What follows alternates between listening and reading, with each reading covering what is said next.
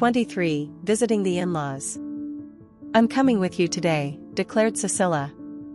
She was standing at the foot of the bed, and the morning light swathed her like a glittering, shimmering aura. We're going to the Bridge of Mists, the boundary between Telos and its surroundings, and the enormous country of the fifth dimension. You've been to Shambhala? Well, very briefly indeed, I replied. I'd like to see more of it. You will, darling. My parents live there, and we are going to visit. At long last, I thought. I hope they'll like me.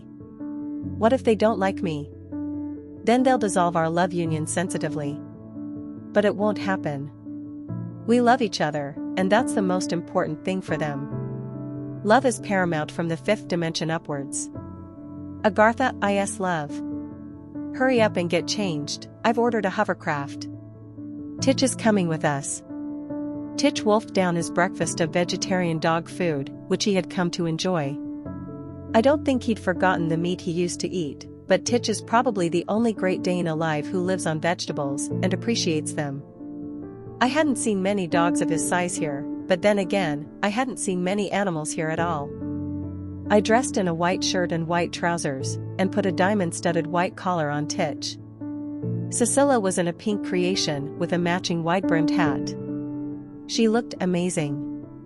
We entered the hovercraft, which immediately gained altitude. My grandmother used to sing the Swedish marching song. In summer's sunny glow, through woods and fields we go, worries we do not know. Singing all the way, hooray, hooray. I whistled it now as the ground disappeared and we ascended to a good height. I'm actually pretty good at whistling. My wife gave me an amused look. That was a lovely tune, she smiled and said. I can play more old Swedish songs on the piano, I replied, if we can get hold of one. I know which instrument you mean, returned Cecilia. We can probably create one if you like. I hadn't thought of that, but this was obviously the land of opportunities. I decided to create a grand piano at home as soon as possible. Creative forces were unrestrained here in Agartha, as long as they were positive. This was something I'd learned right from my first time here, otherwise I wouldn't have had a bed to sleep in. Cecilia had created a lovely home for us. It was pretty, cozy, and practical. The hovercraft headed downwards and landed in a place so misty that you could hardly see your hand in front of your face. Titch walked close to me, he didn't like being out of sight. Cecilia waved both hands and the fog dissipated slightly so that we could make out the bridge we were standing on, with its tall, carved railings reaching up and forming an archway above us. Under the bridge ran clear rapids, culminating in a small waterfall a little further downstream. I could just make out the contours of a forest on either side. We are on the bridge which separates the third and fifth dimensions, she announced. You mean the third and fourth dimensions? I suggested. No, I mean the third and the fifth. The fourth doesn't exist here, she replied. It sounded strange to me, but I let it go for now. I didn't realize how soon I would find out more. The Bridge of Mists furnished us with wet feet and shrouded us in fog, yet in some way it was delightful. I had the feeling that this was the entrance to something amazing. The air was not as damp and close as the name of the bridge implied. It was as though the mists became part of us, a magic charm, an illusion created as we crossed over. It was a long bridge, and as our feet glided across the wet planks, the air around us lightened. We held hands so that we wouldn't slip. Titch was right at my side on a short lead. Suddenly, as if someone had pulled up a blind, or the curtain was rising at the theater, the mist vanished and there was a beautiful view. We were no longer on the bridge, but hovering above golden gravel, glittering in the sunshine beaming down onto the magnificent town of Shambhala. I recognized the towers and pinnacles rising towards the light which flashed from the precious stones used to build the town. It was so lovely it brought tears to my eyes, and I don't even like cities. My wife covered my eyes with her hands and then stroked my head, from the crown down to my ears, mumbling something the whole time. Another strange transformation took place. The air was full of sound. I could see attractive, shimmering people moving along the same golden road with us, and I could hear them talking to each other in another language. Many had pets with them and they looked and smiled at Titch, who didn't growl, but eyed them slightly suspiciously in return. It was as busy as any city, yet somehow lovely and calm. "I've directed your thinking and understanding into the fifth dimension," said Cecilia. "You can't stay here with me without becoming part of the whole. Now you'll be able to talk to anybody without even moving your lips. Don't be worried about not understanding the language, as your brain will process it as easily as any other conversation." She had hardly finished speaking when a young couple stopped us. "We were just admiring your dog," the man said, in my head. "We've never seen that breed before. Where do you come from?" And, hey presto, I only needed to think the answer, and the man understood at once. The woman crouched down to Titch, who licked her hand politely. "A Great Dane," she echoed with a smile. "We have learned the names of most countries on the surface, and Denmark is no exception. Are the people there especially big?" I couldn't help laughing, as I thought of the short, good-natured Danes I have met, and all four of us ended up chuckling, and then Titch stood to attention, which caused even more laughter. However, my wife now bade farewell to the couple and we hurried on. It wasn't long before we had crossed many streets and were by a grand house set in a wonderful garden with a sparkling, woven gate. My wife pressed a button and the gate opened. As we strode along the path of precious stones, I noticed that, while the garden held an array of plants, they were somewhat chaotically displayed. Everything seemed to bloom where it wanted, without design. It was a wild kind of beauty which only nature can achieve. We knocked on the great door and heard the latch click open. We entered a massive, roofless hall where leafy branches entwined unimpeded around the walls. "Welcome to my parents' home," called my wife, gesturing with arms wide. The dreaded moment was upon us. There they were, the two people who must be my in-laws. I don't know how they got there, the hall had been empty moments before. "Neil," hissed Cecilia between her teeth. She bowed so low that her wide-brimmed, pink hat fell off. That got a laugh. Her father raised me up with both hands and looked deep into my eyes. Then he pulled me towards him and welcomed me with a pat on the back. "I can see you're a good man," he said, as I faced him shyly. Not that I'm usually shy, but he was incredibly impressive. He had the air of a master, I reflected, without really knowing how a master would look. He was an upright man with huge charm. His wavy, white hair reached his shoulders and he had a straight mustache and short beard. His eyes were as deep blue as the Atlantic. "I'm Feo, and you can call me that, as we have no other titles apart from father and mother. We'll have some tea and a chat in just a moment, but first I'd like you to meet my wife. Her name's Keola." I knelt at once to Cecilia's mother. She was exceedingly pretty, and I could see the similarity to my wife. She wasn't as tall as her husband, and her gleaming, silvery white hair, piled high on her head, was interlaced with pearls. She wore a white dress and over it a cloak of midnight blue shimmering like the night sky. She commanded respect, but wasn't gentle and friendly like her daughter. Gravely, this austere lady looked me right in the eye and said, "I hope you fulfill our desire for a loving, devoted son-in-law. I like what I see, and bid you welcome. You may kiss my hand." She held out a slender, finely shaped hand with rings on each finger. I kissed it, narrowly avoiding a shiver. She emanated coldness in the same way as my wife emanates warmth. When I arose, she and Cecilia withdrew, and my father-in-law beckoned me to follow him. We went upstairs and entered a place like an atrium from ancient days. Feo invited me to sit on a sofa. Although I knew how to create certain products, I don't know how he did it. On the table, suddenly a lovely tea set and a plate of sandwiches and cakes appeared. "Don't be scared of my wife." He smiled, patting my knee. "Everybody is. She can be offish with strangers, but deep inside, she has a heart of gold." I had my own opinion about that, but I said nothing. I really liked Feo. "It feels strange to be in the fifth dimension without going through the fourth," I ventured. Feo guffawed. "Didn't Cecilia explain to you, Tim?" he asked. "She should have, but maybe she couldn't find the right words." You already know about our religion here, we all share the same belief, without exception. I have to include the surface in my answer. You know there is about to be a tremendous transformation there. 3 dimensions encompass height, width, and depth.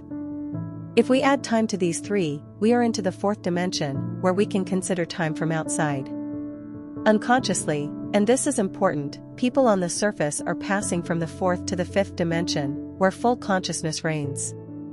This goes a long way in explaining people's current confusion, the stress, curious decisions, time that rushes away, karma which is immediately balanced, and so forth. The strangest thing of all is that surface dwellers have the opportunity to progress directly from the 3rd to the 5th dimension. They have been submerged for 13,000 years in the 3rd dimension, manipulated by the Anunnaki. The bells of freedom are ringing for them now. The time of reincarnation is past, and life will become part of the whole. According to legend, the Anunnaki was a group of Sumerian and Babylonian gods from the planet Nibiru. Their leader was called Anu. He craved power and wanted to rule the earth. He planned to enslave the existing population and succeeded beyond expectation, with slavery lasting for thousands of years. He controlled humanity and managed to convince people he was their god. The dark forces at his command acted as slaves, and the blossoming, loving earth, created in the beginning by a different god, was weakened by his tyranny. He prevented distinguished inventors like Tesla and More from completing their inventions, by destroying them. He exercised total control over any undesirable development which threatened his power. People were unaware of his existence and influence until recently. Only now is the veil of darkness being torn asunder and light finally penetrating. In the 3rd dimension, which we want them to leave, there are opposing energies like good and bad, love and hate, joy and grief, and above all, life and death. In higher dimensions, these don't exist. Your controlling ego no longer dominates your world. Instead, the higher self takes over, and the creation and the unity dominate in everyone. In short, the 4th dimension is the astral plane, populated by ghosts and specters. I was overwhelmed. I just about managed to say thank you, and my father-in-law smiled indulgently. For those who have lived on the surface most of their lives, this is strange news indeed, whereas we have been aware of this since childhood.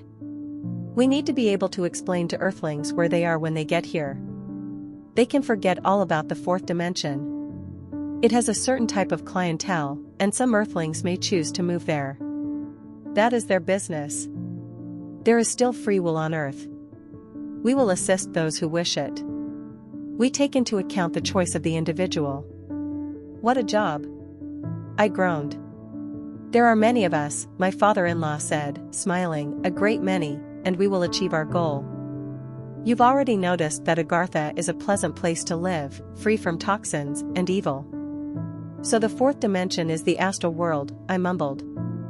Yes, and now you know, you've no need to dwell on it any further. We have other things to discuss, your immediate duty here, for instance. Have you decided what work you will do? Aren't I going to be some kind of liaison between Agartha and the surface? I suggested uncertainly. It just so happens that I am chairman of the Great Circle here in Shambhala, and as my son-in-law, you are entitled to a position among us.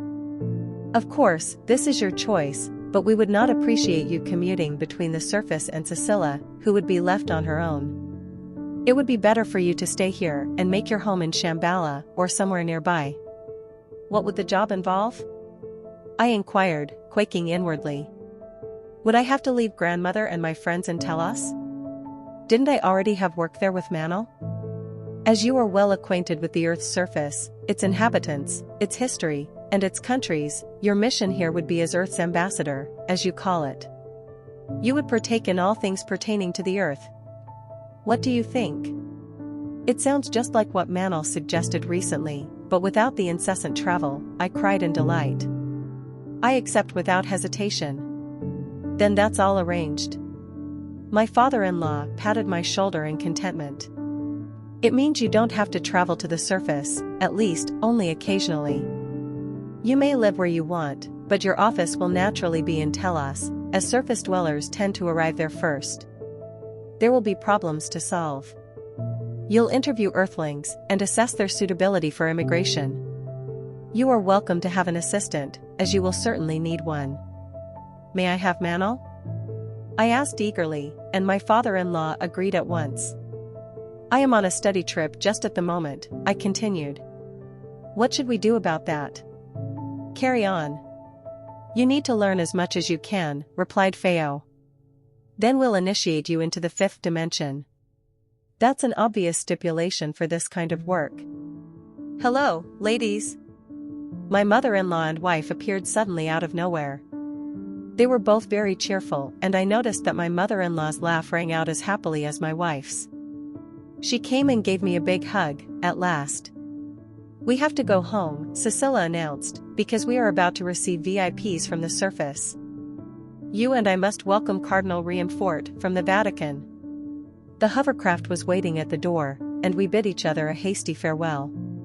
Titch seemed very relieved to be going home. His charm hadn't been fully appreciated in this place, so he licked any part of me he could find and flopped down beside me in the vehicle with a deep sigh.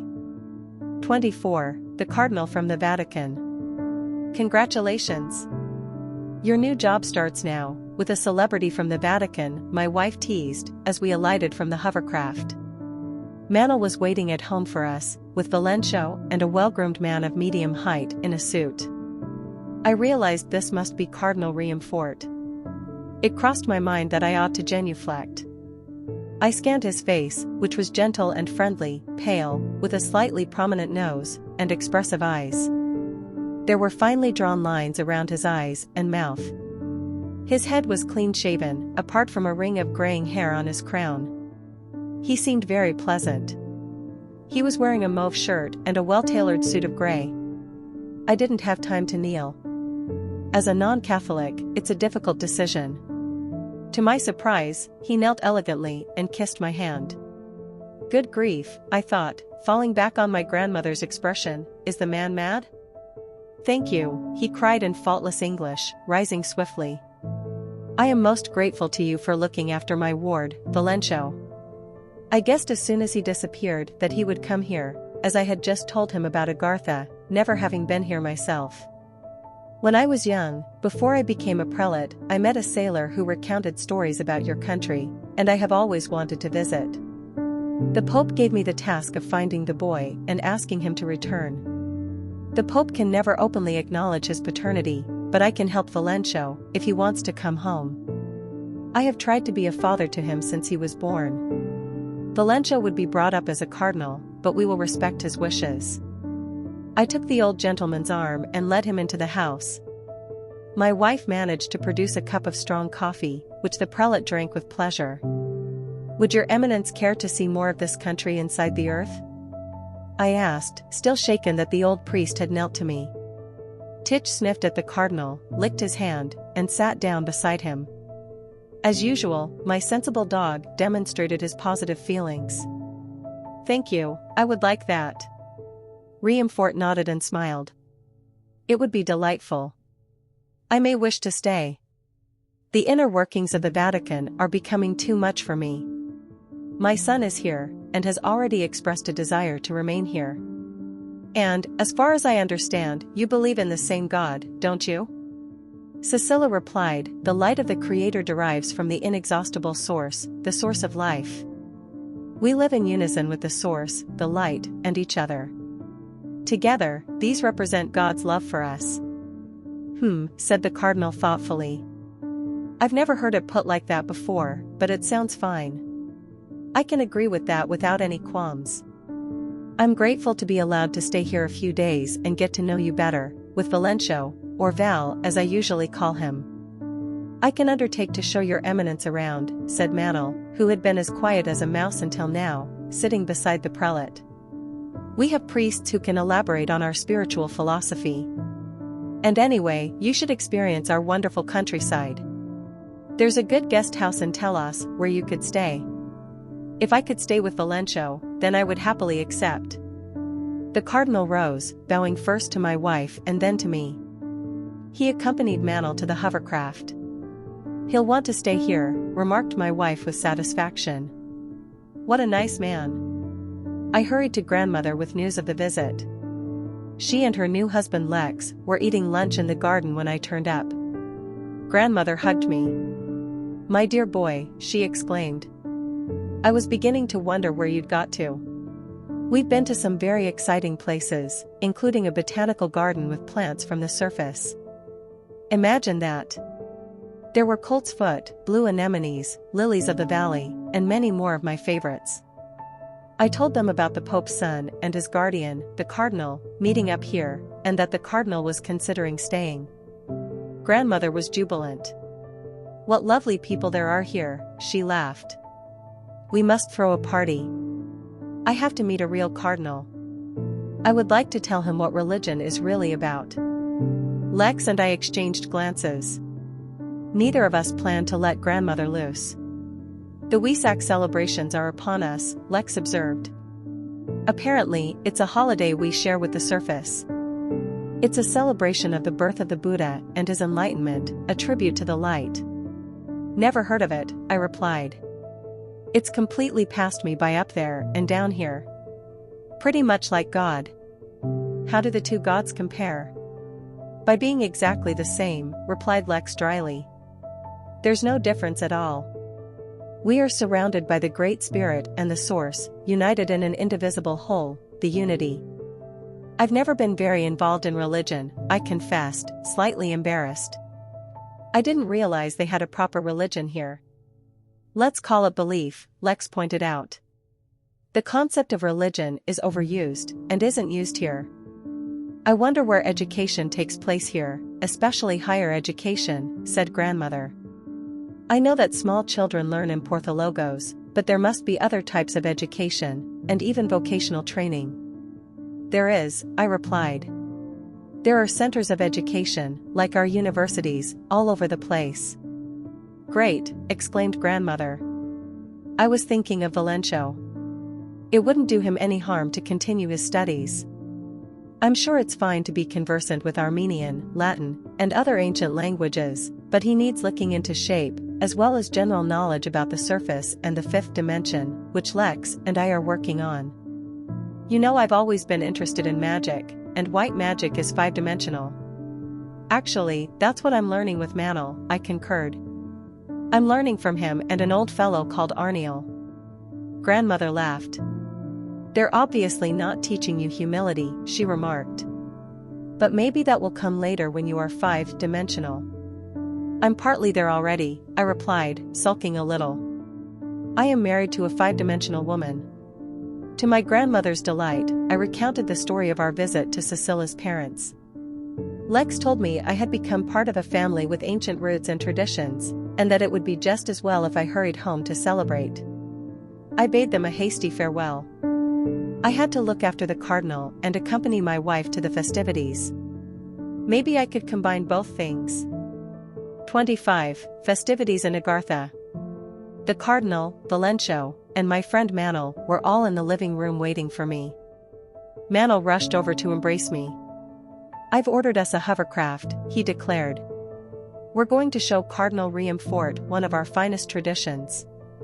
I think he'll be impressed." This last sentence he whispered in my ear with a big smile. I looked at the cardinal. He was in full clerical garb, complete with a funny, little, tasseled hat, and a purple silk hood covered in embroidery. I bowed low to the venerable vision. He gave me a friendly smile. "I don't know where we're going," he said, "so it's just as well if people can see who I am." "Clerical clothes may not be of any interest in this country," Manel observed gently, "but your eminence looks so elegant, it would be a shame not to show off these wonderful vestments." Val, as we now called Valencio, looked a bit embarrassed. His white jeans were dirty and his blue-checked shirt crumpled. He had been playing with the children and hadn't had time to change. My wife came to the rescue. She produced a perfect white suit, silk shirt, and a tie, and presented them to him. "There." She smiled. "I'm sure they'll fit. There's no shortage of clothes here. You can change in the bedroom. Tim is going to change, too. I've laid out his clothes on the bed. Go on, off you go, you two." I was to wear the traditional Agarthan folk costume, shimmering natural silk trousers, a beautiful embroidered shirt with inset stones, and an exquisite, broad belt with bejeweled embroidery. These belts are worth mentioning, skillfully executed gold squares with a multitude of precious stones illustrating images from Agartha's history. They also indicate the history of the wearer. "I don't feel great," whispered Val as we changed. "Uncle Luigi, the Cardinal, wants me to return to the Vatican with him, and he's really stubborn. He won't budge. But he said he wanted to stay." I burst out in surprise. "Has he changed his mind?" "He was just pretending, to keep me happy." "Oh, please help me. I don't want to go back. I want to stay and make a future for myself here." He stopped talking as the Cardinal came in with Manel. "We're going now. Hurry up. Emily and her husband are coming with us, as they're not sure where we're going. There's a party venue, you see. Come on." We ran swiftly out of the house and jumped into the hovercraft with a boisterous dog. Titch took up a lot of room, but I couldn't deny him the trip. The celebration area was enormous. I can't do it justice with a description, as you couldn't see from one end to the other, and it was filled to overflowing with milling people. It was like a huge bowl of rice pudding, as most people were dressed in white, and many women had white headscarves. These scarves were braided imaginatively and sparkled with jewels. I have never seen the like, or imagined anything as amazing. In the middle of the crowd was a circular arena like a circus. As we arrived, a path opened up through the throng, and people bowed and waved. "Why are we allowed through?"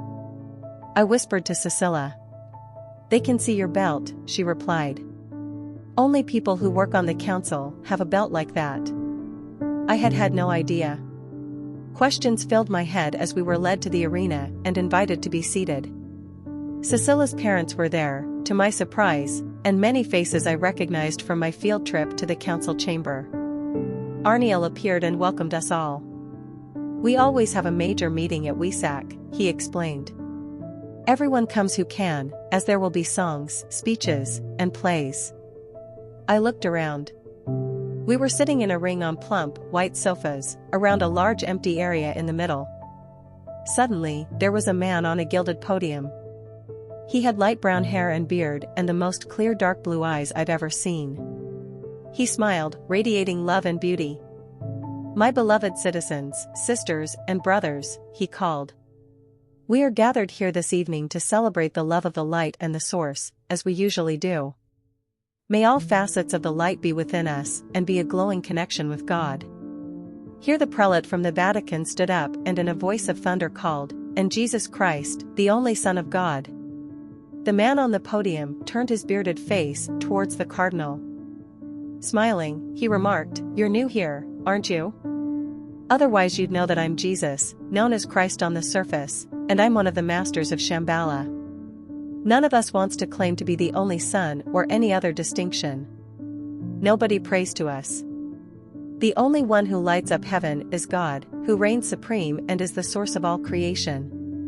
For us, there is only one." "Blasphemy," bellowed the cardinal, bright red in the face. "I don't believe for one moment that you are Jesus Christ." As if he would be underground talking to every Tom, Dick, and Harry.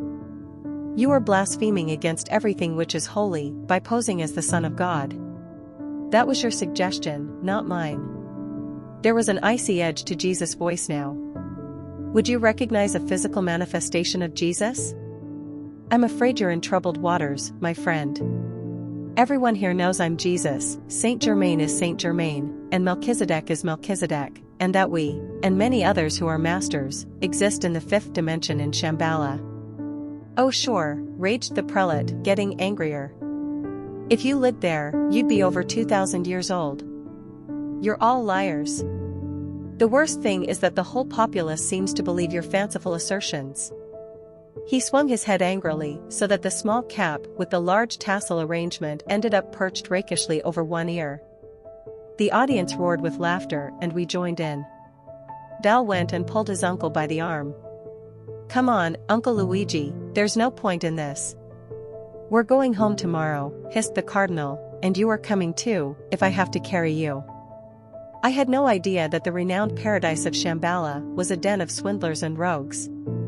I should never have come. I'm glad to have found you, my son. Now you'll return with me and read for the priesthood.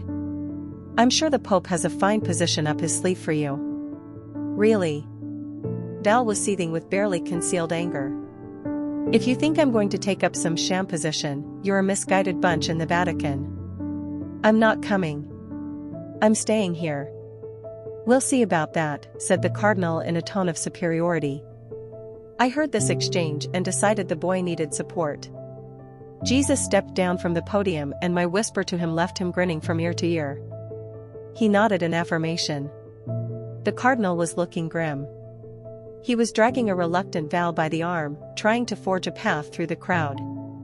He hadn't learned to hover, and people were moving aside with cheerful shouts and friendly pats on his embroidered shoulder. A lovely, lively, red-headed young girl took the liberty of rearranging the cardinal's cap and waved to Val. Here's someone who wants to meet you, she said. It's important, and work-related. He's going nowhere, mumbled the cardinal. He's going back to the hotel in this godforsaken country. The girl, however, put her hand upon his, which was holding Valencio in a grip of iron. The priest's fingers relinquished Valencio's sleeve, and our highly esteemed prelate began to disappear. In a moment, the cardinal and his dazzling outfit had completely vanished. Jesus and I were standing a short way off with a surprised Italian boy. The cardinal is back in the Vatican, Jesus explained. I sent him home, as his behavior was not conducive to our festive blessing. Would you like to go with Cardinal Riamfort, Valencio? Valencio shook his head vigorously. He had grasped the red-headed girl's hand, and Titch, despite the crush, was trying to jump up and climb on them. Jesus climbed back onto the podium, laughing, and waved to an invisible orchestra, which commenced a wonderful melody.